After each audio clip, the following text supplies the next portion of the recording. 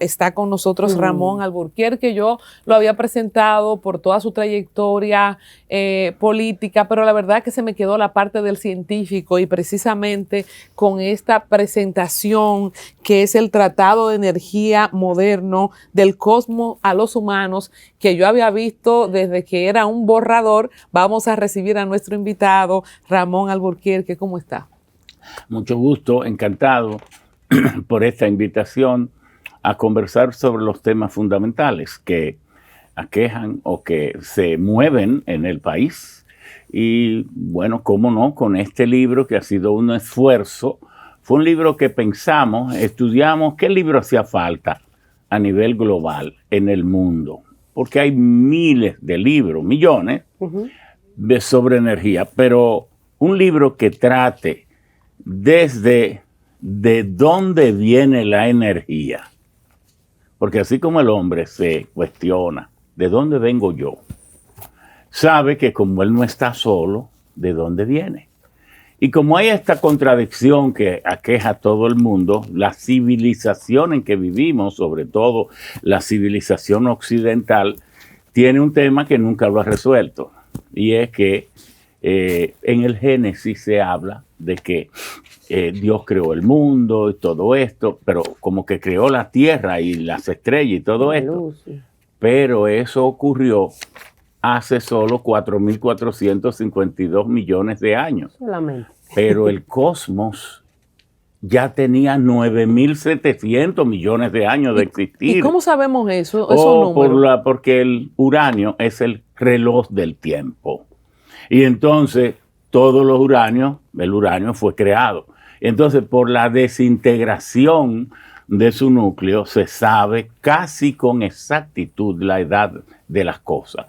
Y un asteroide que ande loqueando por ahí en los espacios, se le toma un trozo, un asteroide que venga fuera del sistema solar, y entonces al examinarlo sabemos la edad del cosmos, que es una cosa, porque las estrellas viven desapareciendo, así como las galaxias, por la existencia de los agujeros negros. Entonces, el Sol nació hace 4.452 millones de años, y ahí nació la Tierra. Pero entonces, ¿quién crea el resto del cosmos cuando el cosmos es infinito? Entonces, pero... Y usted responde claro, eso. Claro. Mire, ingeniero, yo quiero felicitarle. Yo acabo de tocar esta obra maestra. Señores, nosotros los dominicanos tenemos grandes cosas. Tenemos una Miss Universo, tenemos una Miss Mundo, tenemos pelotero, tenemos al doctor Soldevila y tenemos a un científico como lo es el ingeniero Ramón Alburquerque. Felicitarlo por... Bueno, todo, la impresión, el papel, sí, está finísimo, la portada. Felicito a todo su equipo. Y yo creo que esto es un tratado que será para el mundo, hecho por un dominicano. Hay que recordar que el ingeniero Alburquerque es uno de los primeros ingenieros del mundo con estudios en computación. Lo habíamos hecho ya en su biografía en Al Tanto TV. Usted puede ir a nuestro canal para que vea pues la trayectoria de formación. Y a veces los dominicanos tenemos ese complejo de Guacanagarix, de que no apreciamos lo que tenemos. Esto es una obra maestra de lo que estamos hablando, que será referencia sin duda para muchas universidades, escrito en español, pero me imagino que se traducirá. Va a traducir ahora al inglés y otros idiomas en la medida que haya la necesidad. La intención es que pueda servir de libro de texto. ¿Por qué? ¿Por qué? Porque ahí son 27 capítulos. Entonces trata no solo del origen de la energía, sino de la energía solar, la eólica, hidráulica, de carbón, de petróleo, y su historia y cómo generar electricidad a partir de cada una de esas fuentes. Las energías marinas, la energía láser, la nuclear, la de fisión nuclear, la de fusión nuclear. ¿Cuáles son las estrategias energéticas del mundo, de cada región, de cada país? Entonces, la disponibilidad de fuentes de energía de cada una para poder sostener el desarrollo en que vivimos.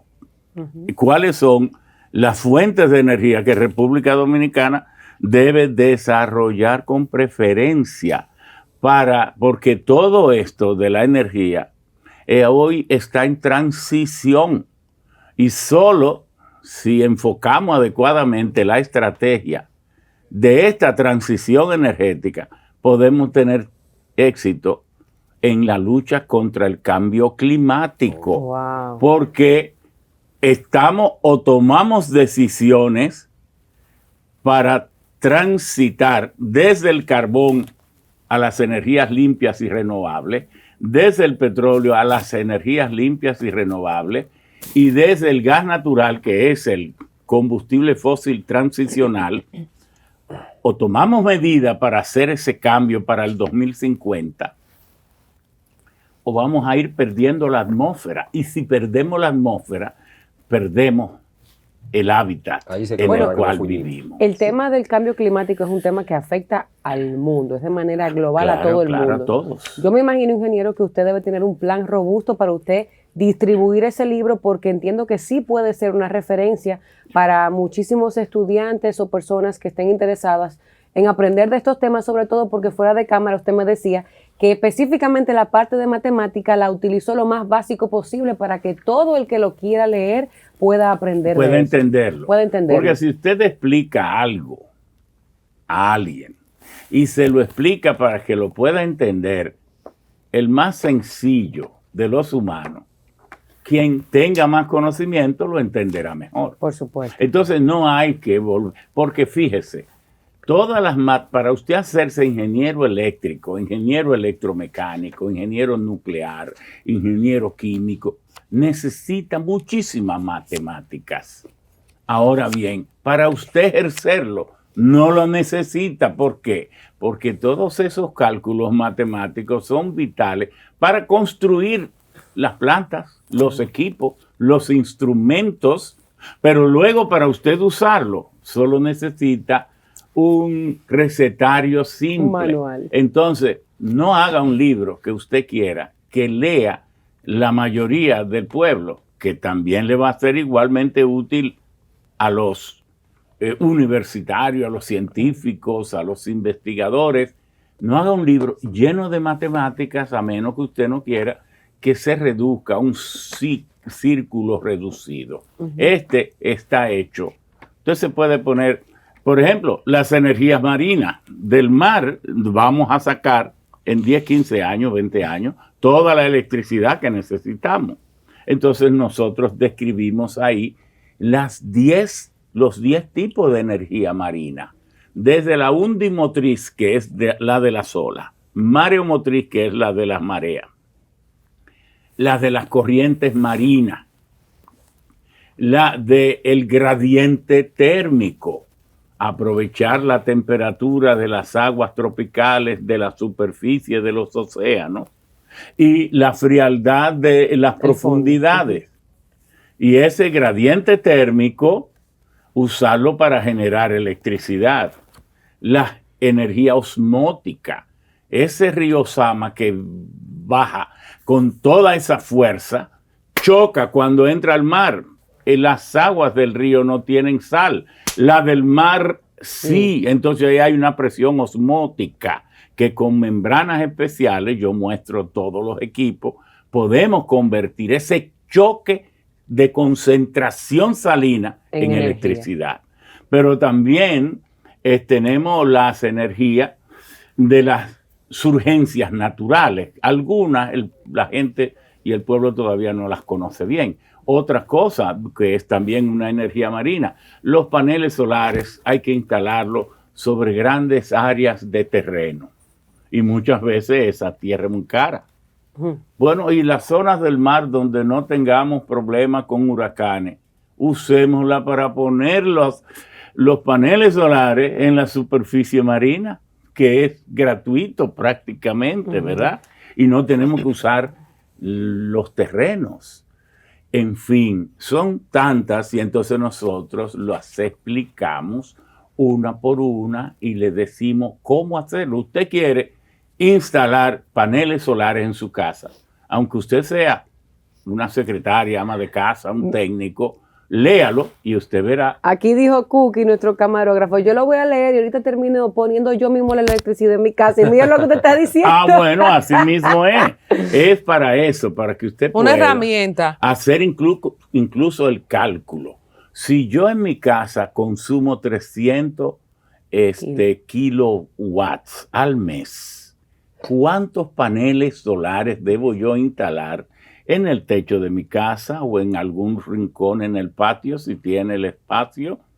Pero además, ¿con qué inclinación hacia el sur debo yo instalar esos paneles? Y entonces cuando tenga los paneles, ¿qué hago?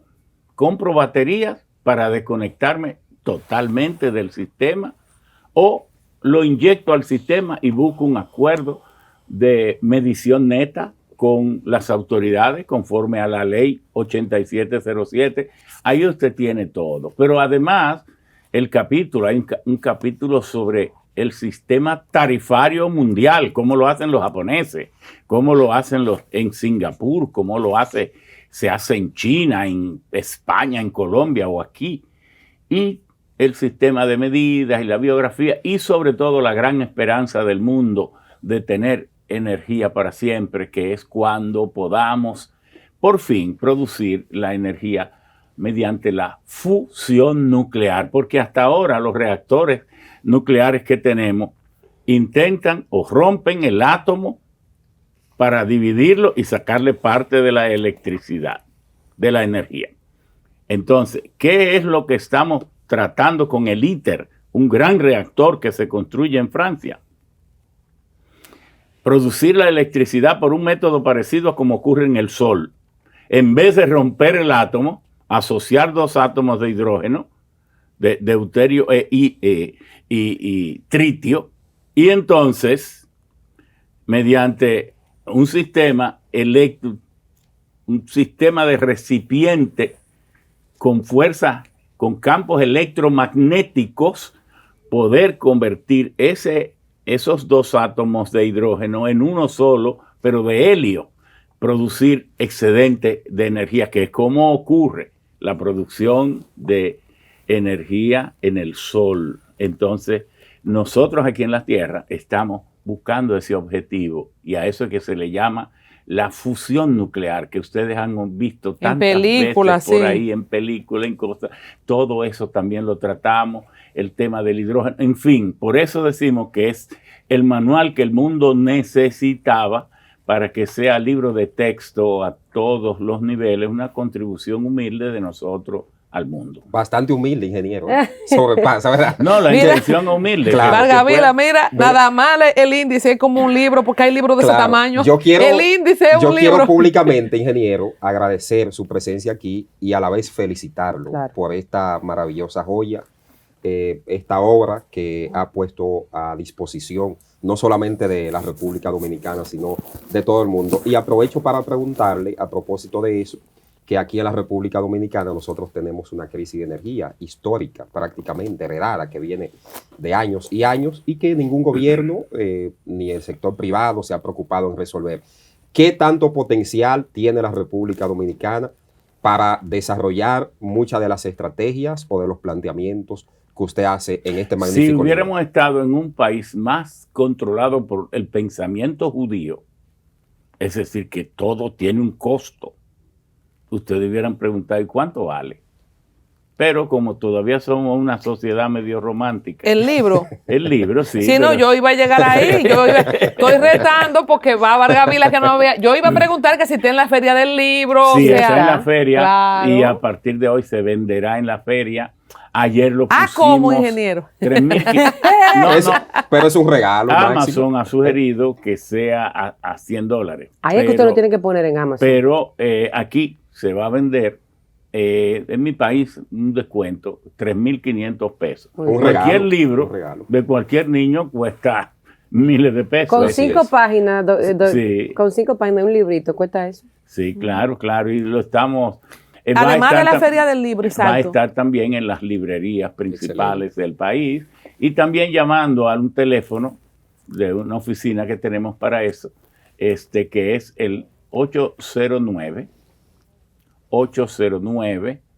567-9030.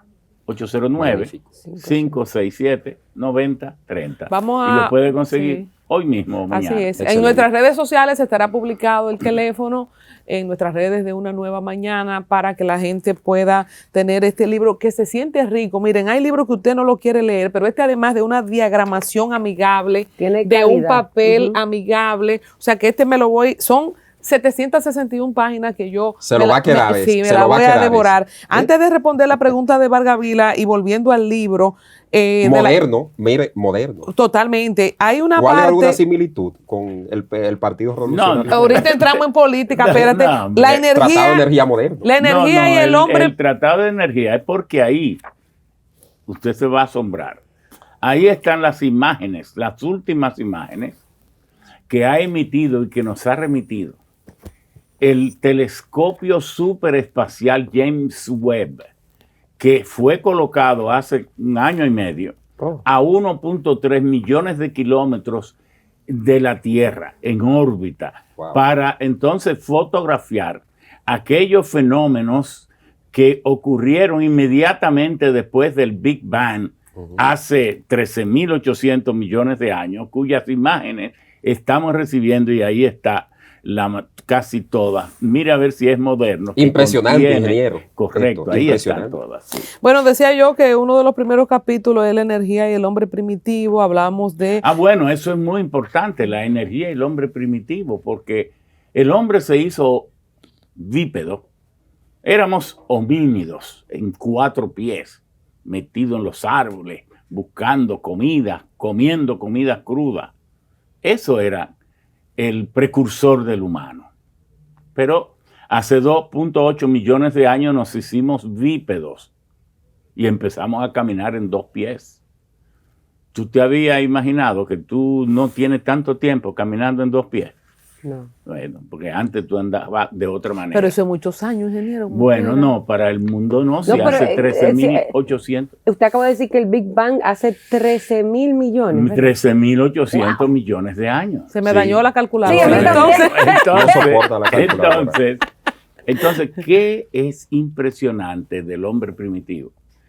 Que aunque él tiene 2.8 millones de años, tenemos en posición bípeda, erguida, en realidad hace solo 700.000 años, los otros días, 700.000 años, que el hombre aprendió a producir el fuego a voluntad. El hombre, habitando en el planeta, viviendo en el trópico, porque no podía vivir en las zonas frías, ni pudo haber nacido ahí, porque el frío lo hubiera matado. Entonces, vivía en las zonas tropicales, África, el sur de Asia, todo esto. Entonces, conocía el fuego porque lo veía en los volcanes, si estaba cerca de ellos, o cuando había un fuego por una descarga eléctrica, o en un geyser. Pero no podía producirlo a voluntad en el momento en que él quisiera. Sobre todo para defenderse, para una serie de cosas. Para calentar. Entonces hace 700.000 años que frotando piedra, utilizando madero, frotándolo, pudo producir, auxiliado por yesca, es decir, filamentos de madera bien seca, pudo producir el fuego a voluntad. Eso cambió la historia de la humanidad. ¿Por qué? Porque el hombre, como nunca tuvo garras ni colmillos, tenía que vivir temeroso de las fieras, defendiéndose, y tan pronto se iba haciendo de noche, se metía en una cueva o en un escondite bien protegido. Pero cuando aprendió el dominio del fuego, hizo fogata, y las fieras le tuvieron miedo y le tienen a las fogatas. Ok, entonces ahí fue liberándose. Hizo tea para las noches, entonces usó las horas de la noche. Ya empezó a expandir su existencia, pero sobre todo el hombre pudo cocer los alimentos, ayudarse a aprender y aprender a cocer los alimentos. Al cocer los alimentos, las personas que comen cosas crudas nada más necesitan 10 veces el tiempo para digerirla que las que digieren o comen ingestas cocidas. Entonces, al pasar a comer ingestas cocidas, entonces le sobró tiempo para el ocio, para el juego, para divagar, para inventar, para perder el tiempo, imaginar, para soñar. Y cuando aprendió a soñar, entonces fue modificando su cerebro. Le fueron naciendo anfractuosidades. Por eso, el Homo erectus, que fue el que descubrió producir el fuego a voluntad, cuando lo logró, tenía solo 800 cc de masa cerebral. Cuando entrega ya el cetro de los homínidos al Homo sapiens, ya tenía 1300 cc.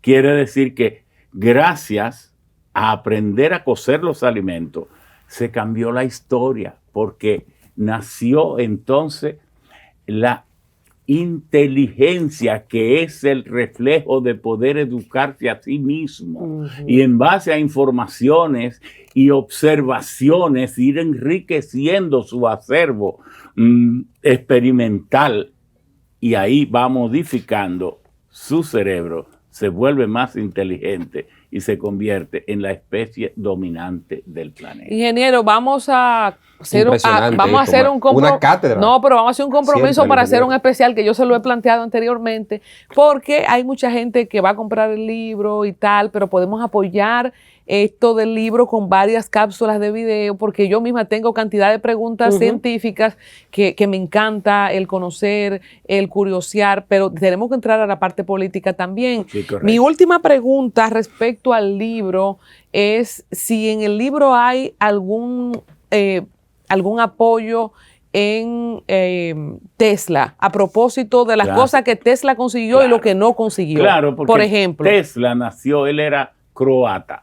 Nikola Tesla. Entonces, desde muy niño él era una celebridad, porque siempre estaba haciendo preguntas sobre fenómenos vinculados siempre a la electricidad.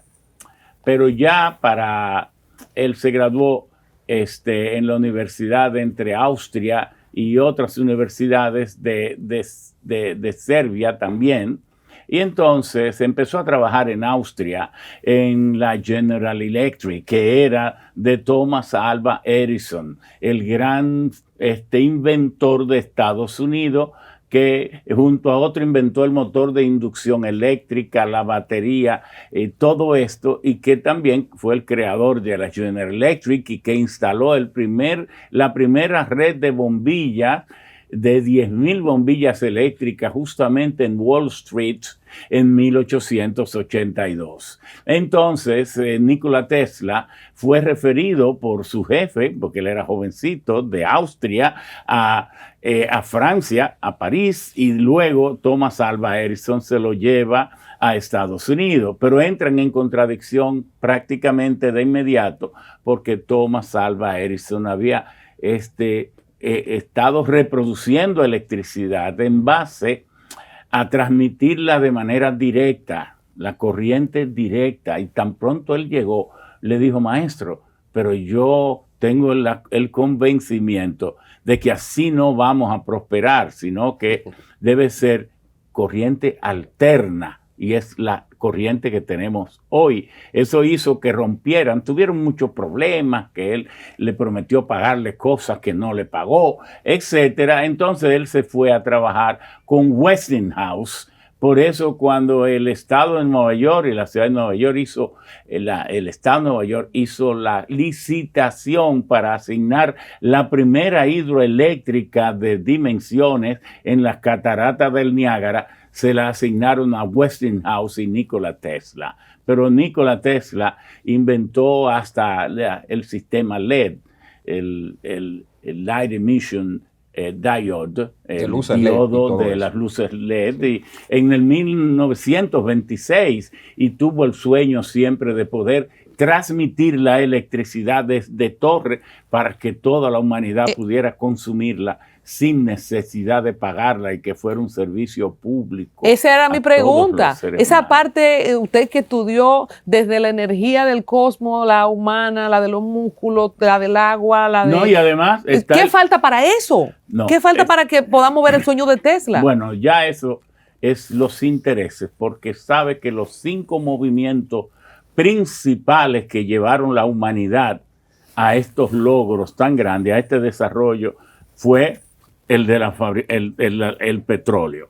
Y entonces Davison Rockefeller llegó con la Standard Oil a controlar el 95% del petróleo del mundo. Luego Andrew Carnegie, que luego tuvo que venderle a JP Morgan, fue el inventor de los grandes altos hornos de acero. La producción de acero se convirtió en el eje de desarrollo fundamental del mundo. Por eso se construyó la Torre Eiffel, Auguste Eiffel, en 1869. La construye en París para demostrar al mundo lo que se puede hacer con el acero. Pero entonces estaba la otra línea, la de electricidad. Se inventó en esos mismos tiempos. El tercer eje de desarrollo. Entonces luego los ferrocarriles, que Cornelius Vanderbilt construyó los ferrocarriles desde la costa este hasta el Pacífico, de ahí lo que se ha dado a llamar en política the Manifest Destiny, el destino manifiesto de los Estados Unidos, que juraron que tenía que cruzar del océano Atlántico al Pacífico, y entonces luego extrae el de la producción en masa de Henry Ford. Entonces eso fue lo que hizo Estados Unidos la nación más poderosa del mundo, porque los 5 fenómenos se dieron dentro del país, aparte de muchos otros que también han tenido importancia, pero eso fue lo que ya para 1900 tenía Estados Unidos como la nación más poderosa y más singular del mundo. Científicamente se podría transmitir la energía, como dijo Tesla. Ahora voy. Es una cuestión de intereses, sí se puede. No, y él lo logró, pero por tiempo muy corto, reducido. Ya es totalmente posible. Lo único es que es mejor lo que estamos haciendo ahora. ¿Cuál es? Cobrar. Democratizar la electricidad. Si tenemos sol que nos llega a todo, que en cada una de nuestras casas o negocios nosotros mismos produzcamos nuestra electricidad y no tengamos que depender de un monopolio que nos la pone cara, que nos la pone difícil, que necesita tantas redes para llevarlas allá, que viene un huracán, que viene esto. Vamos a democratizar la electricidad y que cada uno la produzca con el sistema eólico, de tantas formas que podemos hacerlo.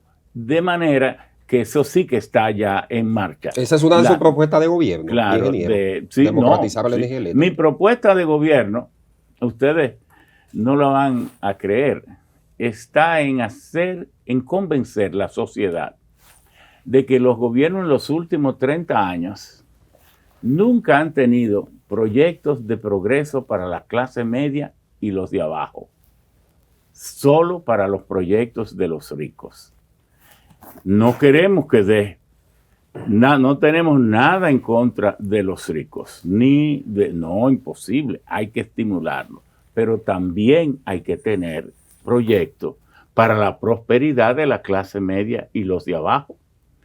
Por ejemplo, nadie piensa que el vivir en un barrio, cualquiera de los barrios, el Distrito Nacional tiene 70, por tomar el distrito, tiene 70 barrios, 42 son pobres. Tome Cristo Rey, 2 kilómetros cuadrados, 65,000 habitantes, 33,000 habitantes por kilómetro cuadrado. Eso significa que en cada 10,000 metros cuadrados viven 330 personas o viven 80 familias. La pobreza se da horizontal en casetuchas y cositas, y lo máximo 2 o 3 pisos. Pero ¿cómo viven los ricos? En torres. Entonces, ¿por qué no pensar en favor de los pobres? Ponerlos a vivir en torres. Y entonces la tierra sobrará y lo vamos a enriquecer a ellos. Esas 330 personas que viven en Cristo Rey, en cualquier rincón, por poner un ejemplo, uno encima de otro, son dueños de sus 10,000 metros porque ellos viven ahí. Entonces, ¿por qué el Estado no actúa como agente de desarrollo? No va a poner un centavo, porque les voy a demostrar que con el desarrollo inmobiliario que se puede desarrollar, donde viven esos pobres, eso se puede convertir en riquezas impresionantes. ¿Cómo? Yo hago 2 torres, por ejemplo, de 21 pisos. En el primer piso le voy a poner un cuartel de policía y a cada pasillo y todo le voy a poner cámaras de vigilancia para yo tener un control y acabar con la criminalidad.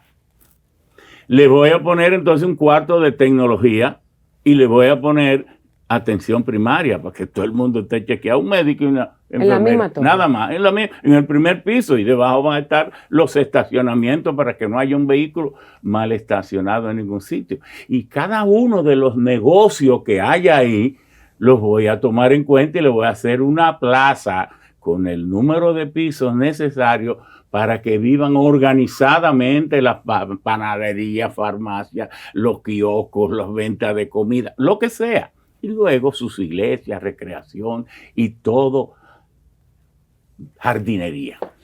Conclusión, de los 10,000 metros, yo voy a usar solo 4,000, pero me van a sobrar 6,000 metros. Pero en cada torre va a haber 200 apartamentos. Son 400 porque son 2 torres que voy a hacer. Pero yo dije que solo eran 80 familias. 330 personas, 4 personas por familia, 80 familias. Entonces yo tengo la obligación de darle a ellos, a cada familia, un apartamento con espacio doble del que ellos vivían, pero además amueblado y bello. Pero ¿qué voy a hacer con los 320 apartamentos restantes? Venderlo a 5 millones mínimo, pero eso va a generar 1.700 millones y en toda la construcción que yo voy a hacer, yo solo voy a invertir 1.150 millones. Sobran 500 millones que se los voy a dar a los que viven ahí porque eso es de ellos. Para emprendimiento. Y el gobierno lo único que va a hacer es intervenir como alguien que quiere, en nombre de la sociedad, para eso existe, promover a cada uno de esos seres humanos. Pero ¿qué pasa? Si el gobierno pensaran en eso, como pienso yo, inmediatamente están pensando en la compañía de fulano, del multimillonario tal, para que sean esos multimillonarios los que se ganen todo ese dinero, porque piensan que los pobres no tienen derecho a la riqueza. Entonces, nosotros tenemos una forma de pensar y propuestas que le decimos al país: si tú nos eliges, te elige a ti mismo. Yo soy uno de ese 93% del pueblo dominicano que es mestizo, mulato y negro. Nada de él. Y se siente orgulloso, ingeniero. Claro, y tú también. Claro que sí. Tú, todos con nosotros. ese colorcito que tienes. Ingeniero, hablando precisamente pues de propuestas. Y eso lo tenemos en proyectos específicos. Interesante. Que va a reventar el pensamiento aquí. Aquí tenemos que ponernos a pensar en los de abajo para que esta sociedad empiece a que a cada uno nos toque como seres humanos. No vamos a ser igualmente prósperos todos, porque hay algunos, miren los dedos de la mano, algunos llegaron muy tarde cuando se estaba repartiendo la inteligencia. Bueno, le tocó menos. Otros llegaron muy temprano, les tocó mucho. Bueno, ya que entramos en política, en programa de gobierno, una de las frases que quedará para la historia de los procesos electorales en República Dominicana es la expresión de Ramón Alburquerque cuando se anunció la alianza Rescate RD, un muerto político anunciando un funeral colectivo. Ha dicho el presidente Luis Abinader al referirse a la alianza PRD, PLD, Fuerza del Pueblo el día de hoy en este encuentro con el grupo de comunicaciones Corripio. Nosotros estamos transmitiendo justo después de esta entrevista con el presidente para Teleantillas y él ha dicho que ve como positiva esta alianza. Usted fue muy categórico. Quisiéramos ya... No, pero nosotros dijimos que también que esa alianza es buena. ¿Por qué? Porque pone del lado de la derecha y de la ultraderecha, del lado de la corrupción y de lo que se confabulan para crear corporaciones financieras mafiosas, y los tribunales hoy lo están demostrando, que su intención de ir al Estado no es muy santa. Entonces, del otro lado, se puede poner el bloque progresista, de la gente que con sus defectos y sin ser perfectos, pueden entonces tener algún grado de vocación, y dentro del cual estamos nosotros como PRM y nosotros como proyecto político. Desde luego, nosotros tenemos una visión más desarrollista, más en favor de las clases medias y las mayorías, porque si algo ha demostrado, tal vez la objeción más fuerte que nosotros le hemos hecho a nuestro querido presidente Luis, es que se haya ido del lado de la aristocracia y de los grupos oligárquicos. ¿A cuántos profesionales con experiencia maravillosa no hay aquí en electricidad para haberlo nombrado en Punta Catalina? ¿Por qué hay que buscar una gente que no sabe de eso solo porque es aristócrata? Esa marcada intención de favorecer y creer solo en las oligarquías es lo que nosotros le objetamos. Ingeniero. Crea en su pueblo, crea en la clase media, crea en los miles de ingenieros y profesionales que, aunque sean humildes, prieticos y mal vestidos, se pueden vestir bien luego cuando estén en buenas posiciones. Yendo a su frase contundente, ¿qué hace de Miguel Vargas un muerto político? No hay efecto Lázaro Sal en política. En política los muertos no resucitan. No, pero fíjese, yo no quise tampoco invalidarlo porque él tiene demasiado dinero, porque ha sabido utilizar la política para el dinero, porque él nunca ha tenido un proyecto político. Él lo tuvo, pudo haberlo tenido cuando fue el presidente, cuando fue el candidato del PRD, pero lo tiró por la borda, hizo un pacto, pero que a mí no voy a perder mi tiempo, mejor escribo un libro que analizarle que la vida de un tabú político. No, ahora, y el funeral colectivo también. El funeral se ve porque ahora mismo lo que quedaba del PRD, ahora se le ha ido 100 dirigentes, que era lo que quedaba ahí. Entonces, bueno, él tendrá que no sé, que contratar mercenarios como Wagner, el grupo Wagner, allá en Rusia, que para poder pelear en África y otros sitios, contrataba mercenarios no políticos. Esa alianza no va para ningún sitio. No es que no vaya. Ellos van a confundir parte de la población porque obviamente al bloque progresista del país le ha tocado indiscutiblemente una pandemia, una guerra en Ucrania, las consecuencias, la rotura de la cadena de suministro, golpes inflacionarios muy fuertes y entonces algunas torpezas que se agrega en la gestión. Y eso hace que no se puede negar, hay que ir a comprar la comida todos los días por la mañana, hay que ir a comprarla, Entonces, en política, todo se paga. Una parte del pueblo se tendrá que explicar bien cómo esto se puede. Nosotros tenemos la respuesta, pero tendríamos que hacer un día un programa sobre el programa de gobierno, cómo nuestra visión de gobierno cambiaría el país definitivamente. Porque aquí hay mucha gente en política, pero no pueden dedicarse a pensar el futuro del país porque le faltan instrumentos cognitivos y le falta también grados de entendimiento para hacerlo. Aquí o voluntad, ingeniero. Hay gente que no tiene voluntad. Nosotros no escondemos. Quien produce un libro así es porque piensa y sabe organizar y tiene cada cosa en su mente en el lugar que va. Así mismo tengo yo el futuro del país en cada lugar donde va. Solo falta ingeniero, que el pueblo esté con nosotros. Ingeniero, brillante, excelente, magnífico. Propuestas claras, llanas, contundentes en favor de la nación. Yo le tengo dos preguntas en una, políticas. Siguiendo el ritmo de lo que decía la máxima Colombia Alcántara, de la entrevista que dio hoy su compañero de partido, su compañero precandidato o contrincante a la sazón presidente de la República, Luis Abinader, dos declaraciones relevantes. Él dice que fue muy difícil tomar la decisión de la reelección presidencial, esa es una. Y la otra, que él dice y advierte que los funcionarios que formen parte de su equipo de campaña tendrán que renunciar. ¿Usted cómo califica esas No, que eso lo dice la resolución 38-2023. No es que quieran ni que él se presente como muy transparente. Lo felicitamos. Pero es que ya lo dice la resolución. Por ejemplo, esa inscripción de él fue irregular. No digo que es ilegal, que tenía que buscar doña Milagros ahí. Ella es funcionaria. Ella no puede ir a inscribir a nadie. Ni esos funcionarios. Todo eso fue mal hecho. De esos tollos que esos muchachos hacen, entonces, y después un disparate sobre otro. No puede ser eso. Deben saber que las leyes y las resoluciones es para cumplirlas. Pero yo, si fuera yo no dijera eso de que me fue muy difícil. Le ha sido difícil porque está consciente que no lo ha hecho muy bien y que no quiere volver a repetirse. ¿O cómo?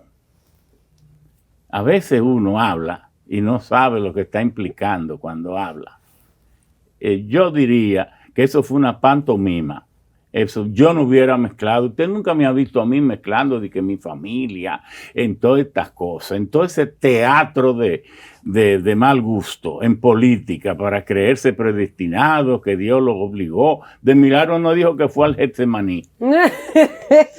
Que doña Raquel, que muchas horas de sueño, que reflexionó, eso las madrugadas y todo eso. Que esos teatrillos no se hagan. Que sea frontal. Porque ahorita aparece uno y dice, yo fui y oré la noche entera en el bosque del Getsemaní pidiéndole a Dios que me iluminara. Y él fue el que me iluminó. ¿Para qué tanto teatro? Si usted lo que tiene derecho a aspirar, tiene ambiciones, pues dígalo. ¿No teme usted al uso de los recursos del Estado? Claro, claro. El gobierno me aplastó. ¿Cómo fue que dijo Danilo?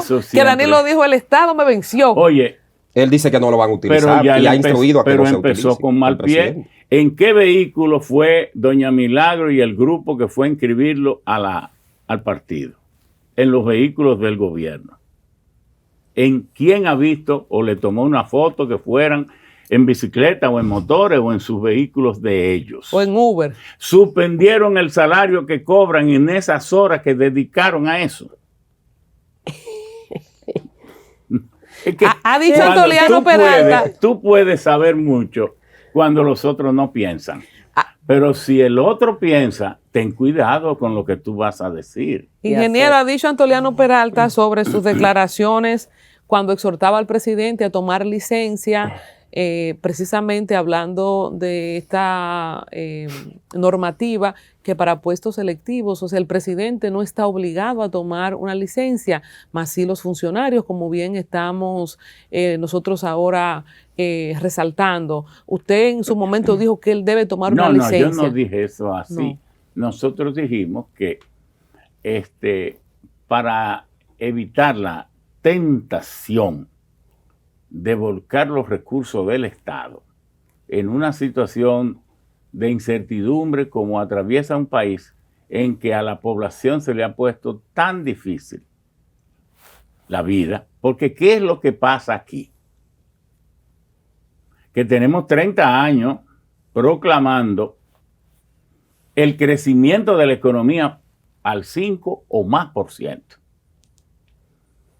Pero nunca los gobiernos han tenido la sinceridad de decir, señores, aquí hay algo grave, que si no lo corregimos, el pueblo se nos va a rebelar. ¿Cuál es? Que en 1998 el salario mínimo era 3,000 pesos. La tasa de cambio era 7.8. Eso significa que el salario mínimo eran $380 por mes. Y ahora el salario mínimo es $280. Ay, Dios el mío. pueblo ha perdido $100 en 30 años, en 25 años, y la vida se le ha multiplicado por 5 veces. Ese problema es el problema de aquí. Si queremos hablar de política seria, y si somos políticos de Estado capaces de pensar cómo resolverle los problemas a nuestro país. Se aprobó. No es hablar de muchas cosas. Se aprobó de urgencia un presupuesto complementario.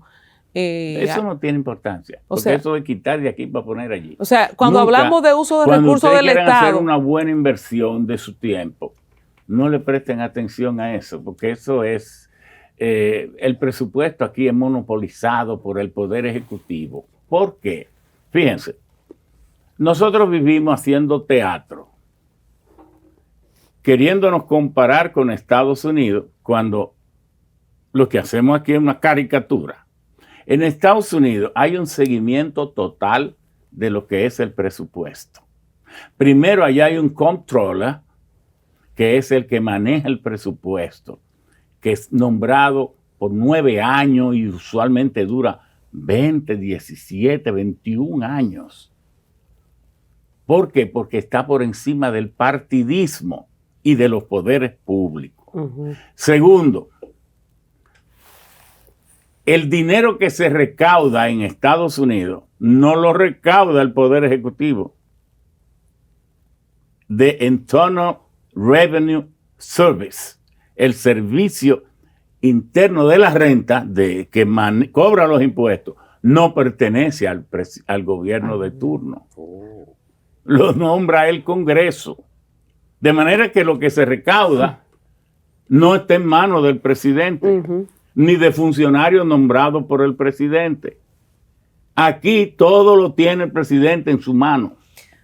Entonces, por eso es que en Estados Unidos usted nunca ve al presidente regalando una casa, regalando una cuestión, porque no puede regalarla. Y si alguien le regala algo a él y pasa de $50, no se lo ha regalado al presidente ni a la familia presidencial, sino al país.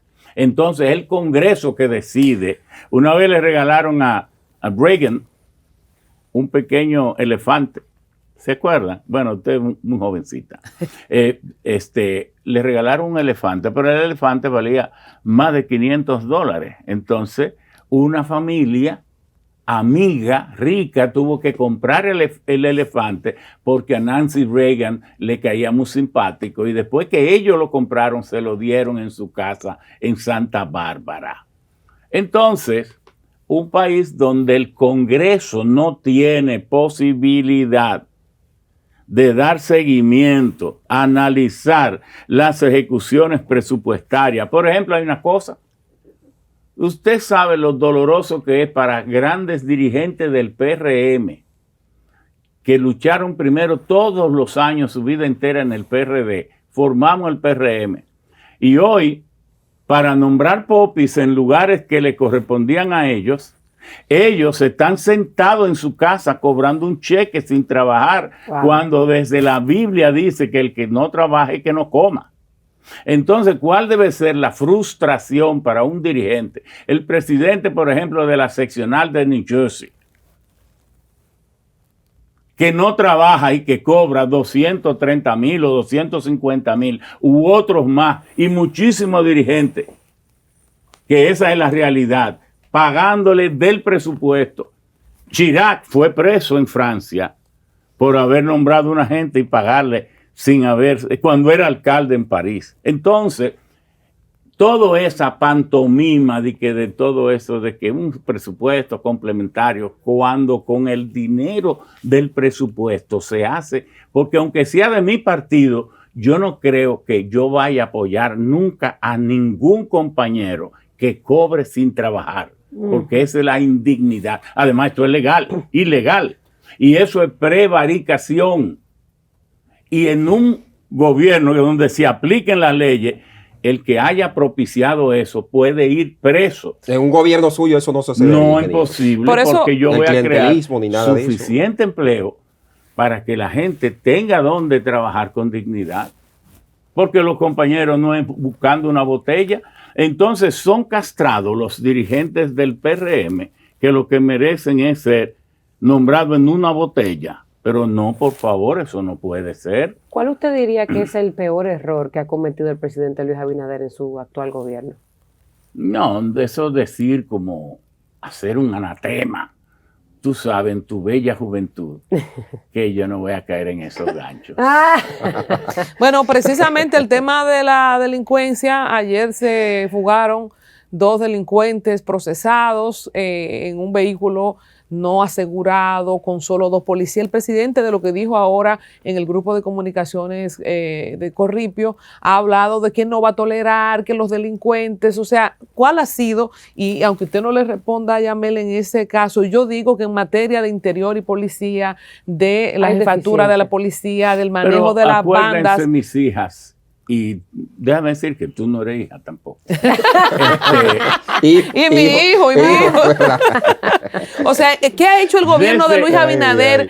Veníamos con crisis. Yo decía antes en los programas que hice en el tiempo de Danilo que el talón de Aquiles fuera de la corrupción que tenía el gobierno de Danilo era la delincuencia, crímenes, atracos. Cuando hemos visto el gobierno de Luis Abinader que prometió resolverlo, se ha incrementado. Yo pienso que... Aunque dicen que se ha reducido. Dice la vice que ha bajado un 38%. ¿Pero dónde? Bueno, ¿pero dónde? Mira, desde que el presidente hizo el esfuerzo de nombrar una comisión para reformar la policía, en este mismo programa, un tiempecito después, yo dije, eso no tiene sentido, porque una comisión de reforma se crea cuando la ley existente no le permite a la autoridad vigente hacer los cambios que necesita hacer para darle seguridad y protección al pueblo. Entonces, como no existe una buena ley, hay que crear una comisión de reforma que nos ayude. Y yo dije, no es necesario eso, porque el jefe, el comandante en jefe de la Policía Nacional y de las Fuerzas Armadas en este país es el presidente y él puede hacer lo que tenga que hacer para dar al país doblar. ¿Qué es lo que pasa? Dijimos nosotros que hay que trabajar y dejar de querer resolver los problemas desde larga distancia, control remoto.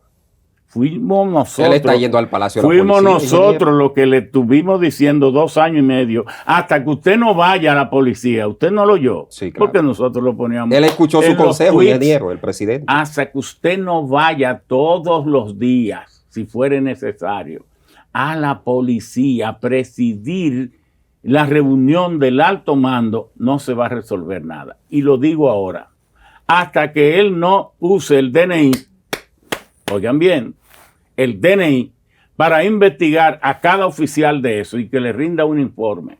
A estos generales, coroneles, mayores o tales, le está entrando en cada mes tanto, tienen en banco tanto, le entran tanto dinero de la gente que tienen robando fuera. De cada punto de droga le toca tanto, porque cada punto de droga de eso está respaldado por una autoridad.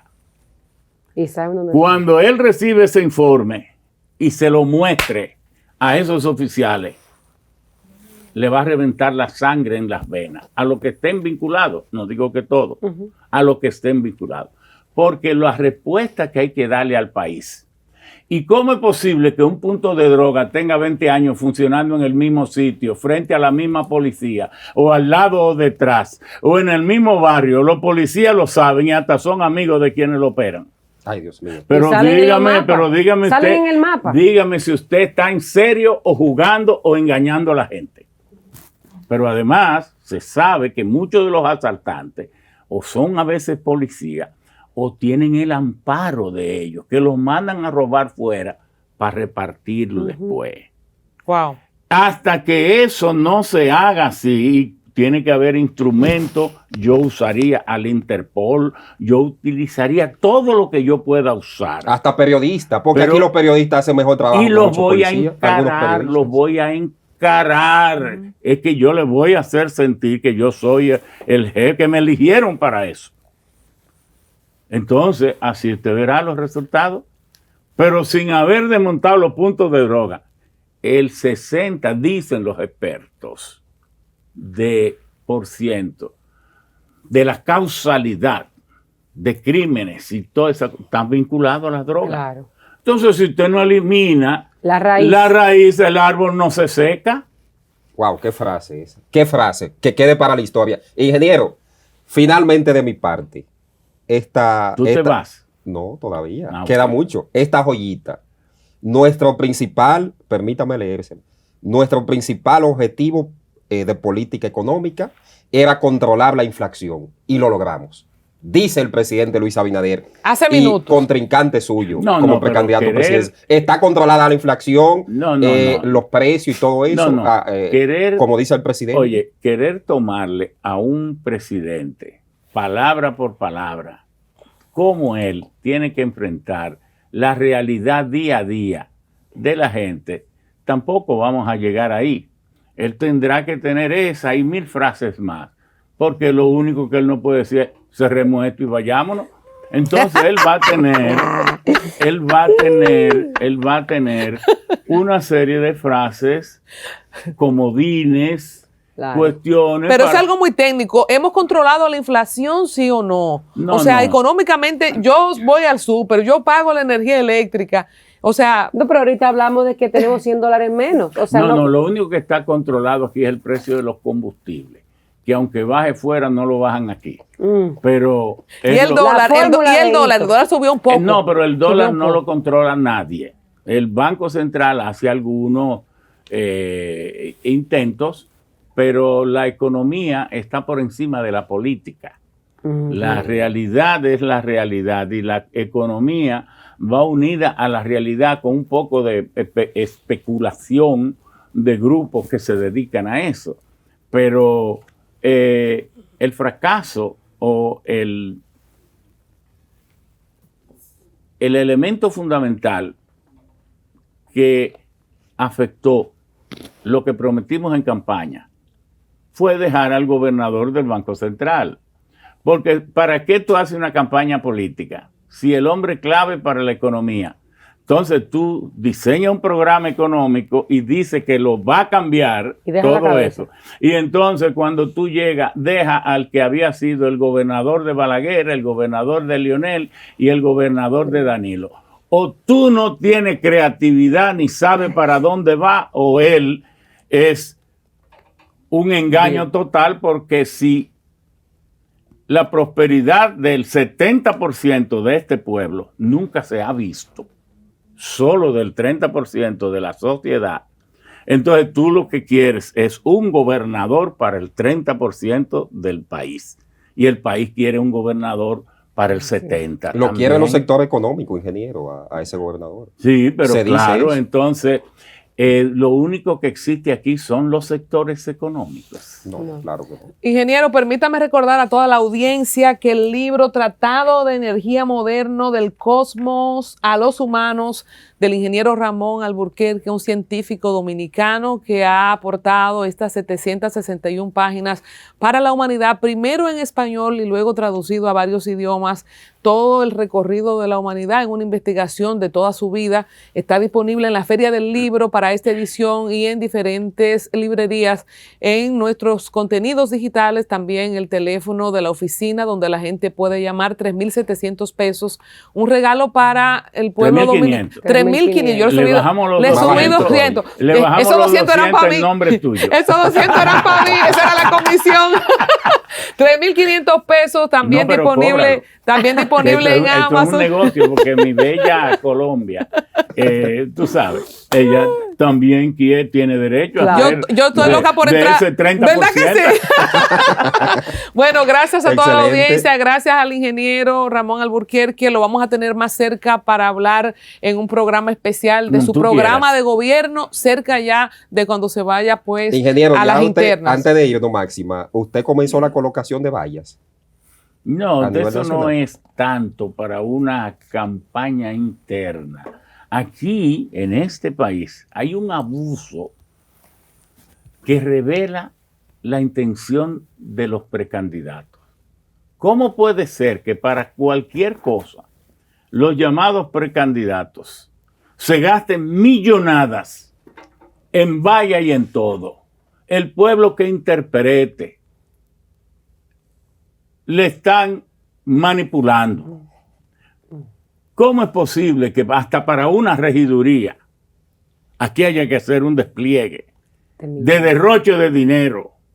Por eso es que aquí no se puede poner una estación de combustible si no se dan 20 o 30 millones al ministerio tal, al ayuntamiento tal, a todo. Pueblo dominicano, despierta, que te están manipulando, te están destrozando, y antes de llegar, date cuenta quiénes son los que están en ese derroche de dinero, como de dónde sacan todo ese dinero. Bueno, ahí está el llamado. Gracias. Tenemos que despedirnos a toda la gente que ha estado en sintonía con nosotros a través de Teleantillas, Canal 2 de TV Quisqueya para los Estados Unidos y de Al Tanto TV y Una Nueva Mañana. Gracias por su sintonía. La invitación nueva vez para conocer el programa de gobierno Más Cerca con el ingeniero Ramón Alburquerque, y el libro que ya ustedes saben, esta joya, usted tiene que buscarla, material didáctico para todos los estudiantes y el pueblo en general. Muchas gracias.